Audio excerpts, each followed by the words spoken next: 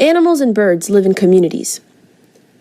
There is not an animal that lives on the earth, nor a being that flies on its wings, but forms part of communities like you. Alcorão chapter 6, verse 38. Research has shown that animals and birds live in communities, i.e. they organize and live and work together. Everything made in pairs. And of everything we have created pairs. Alcorão chapter 51, verse 49.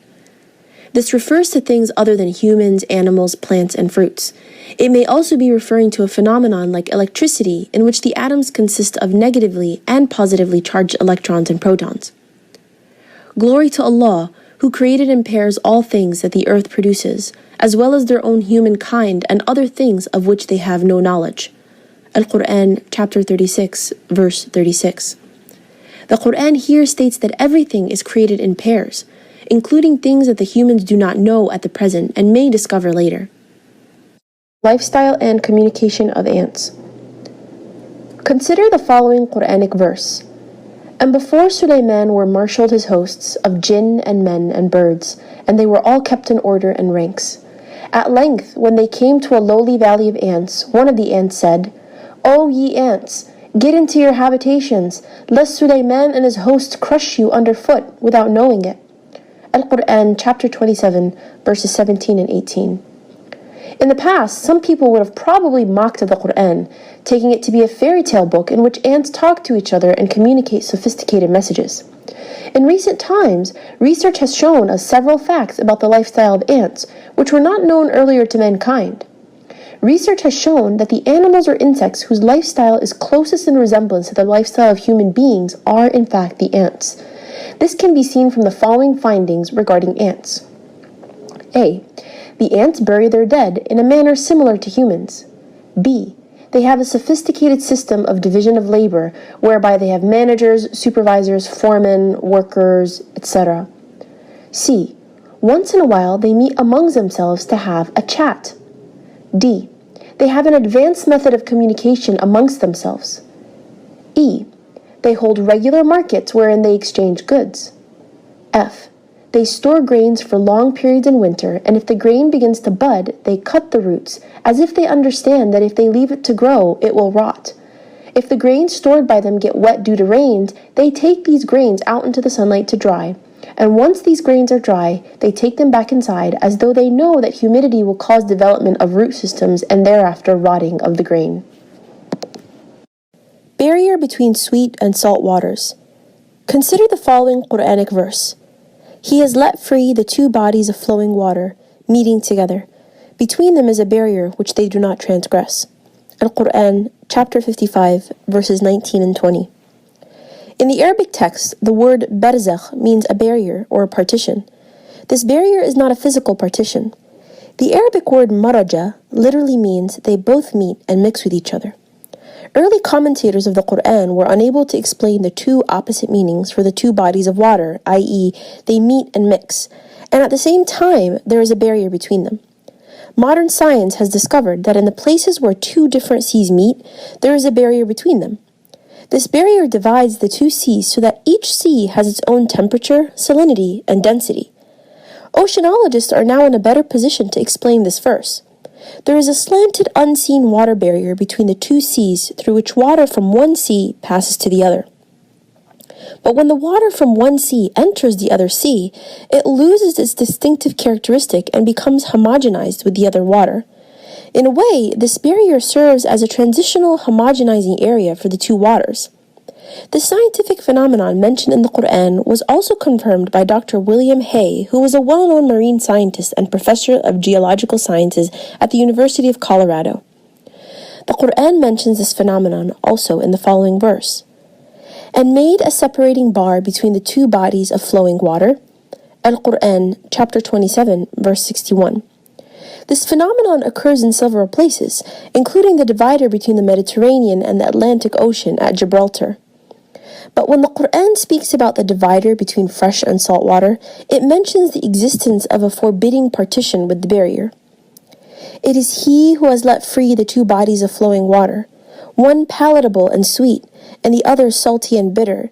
Yet he has made a barrier between them and a partition that is forbidden to be passed. Alcorão chapter 25, verse 53. Modern science has discovered that in estuaries, where fresh, sweet, and salt water meet, the situation is somewhat different from that found in places where two seas meet. It has been discovered that what distinguishes freshwater from saltwater estuaries is a pinocline zone with a marked density discontinuity separating the two layers. This partition, or zone of separation, has salinity different from both the freshwater and the saltwater. This phenomenon occurs in several places, including Egypt, where the river Nile flows into the Mediterranean Sea. The presence of interstellar matter. Space outside organized astronomical systems was earlier assumed to be a vacuum. Astrophysicists later discovered the presence of bridges of matter in this interstellar space. These bridges of matter are called plasma and consist of completely ionized gas containing equal number of free electrons and positive ions. Plasma is sometimes called the fourth state of matter, besides the three known states of solid, liquid, and gas. The Quran mentions the presence of this interstellar material in the following verse: He who created the heavens and the earth and all that is in between. Alcorão 25:59.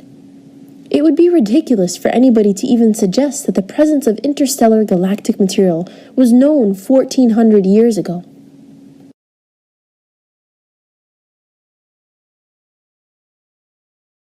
Fruits created in pairs, male and female. And fruit of every kind he made in pairs, 2 and 2. Alcorão chapter 13, verse 3. Fruit is the end product of reproduction of the superior plants. The stage preceding fruit is the flower, which has male and female organs, or stamens and ovules. Once pollen has been carried to the flower, they bear fruit, which in turn matures and frees its seed. All fruits therefore imply the existence of male and female organs, a fact that is mentioned in the Quran. In certain species, fruit can come from non-fertilized flowers, parthenocarpic fruit, like bananas, certain types of pineapple, fig, orange, vines, etc. They also have definite sexual characteristics. Blood circulation and the production of milk. Blood circulation and the production of milk. The Quran was revealed 600 years before the Muslim scientist Ibn Nafis described the circulation of blood, and 1,000 years before William Harvey brought this understanding to the Western world. Roughly 13 centuries before it was known what happens in the intestines to ensure that organs are nourished by the process of digestive absorption, a verse in the Quran described the source of the constituents of milk, in conformity with these notions.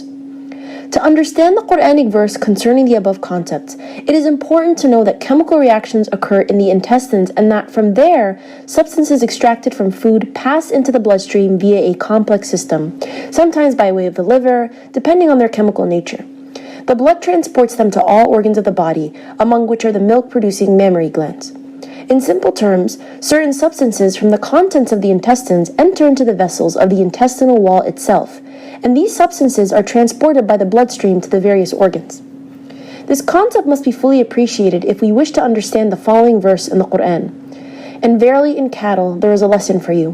We give you to drink of what is inside their bodies, coming from a conjunction between the contents of the intestine and the blood, a milk pure and pleasant for those who drink it. Al-Quran, chapter 16, verse 66. And in cattle too ye have an instructive example. From within their bodies we produce milk for you to drink. There are in them, besides, numerous other benefits for you, and of their meat you eat. Al-Quran, chapter 23, verse 21. The Quranic description of the production of milk in cattle is strikingly similar to what modern physiology has discovered.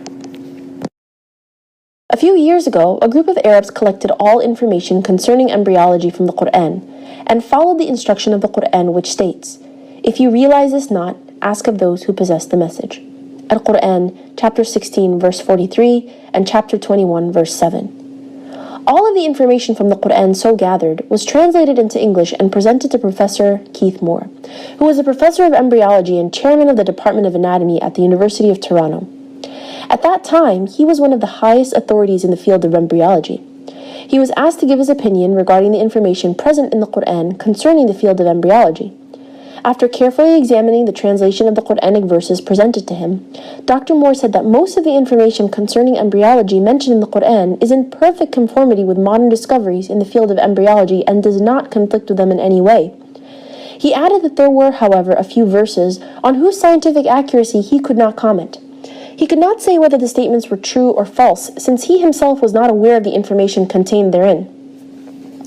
There was also no mention of this information in modern writings and studies on embryology. One such verse is, "Proclaim, or read, in the name of thy Lord and Cherisher, who created man out of a mere clot of congealed blood." Alcorão chapter 96, verses 1 through 2. The word alaq, besides meaning a congealed clot of blood, also means something that clings, or a leech-like substance. Dr. Keith Moore had no knowledge whether an embryo in the initial stages appears like a leech. To check this out, he studied the initial stage of the embryo under a very powerful microscope in his lab and compared what he observed with a diagram of a leech, and he was astonished at the striking resemblance between the two. In the same manner, he acquired more information on embryology that was hitherto not known to him from the Quran.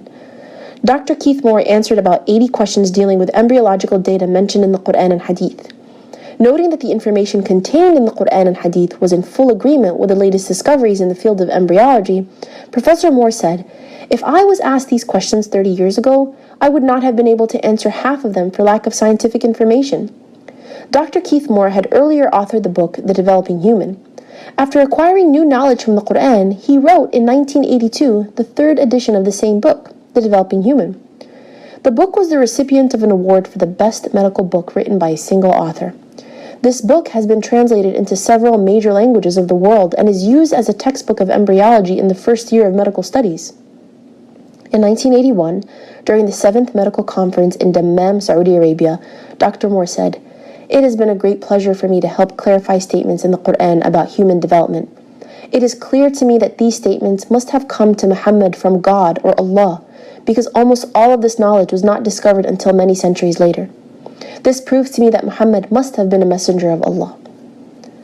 Dr. Joe Lee Simpson, chairman of the Department of Obstetrics and Gynecology at the Baylor College of Medicine in Houston, proclaims, "These hadiths, sayings of Muhammad, peace be upon him, could not have been obtained on the basis of scientific knowledge that was available at the time of the writer.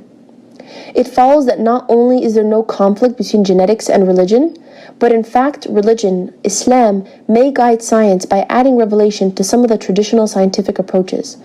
There exist statements in the Quran shown centuries later to be valid which support knowledge in the Quran having been derived from God."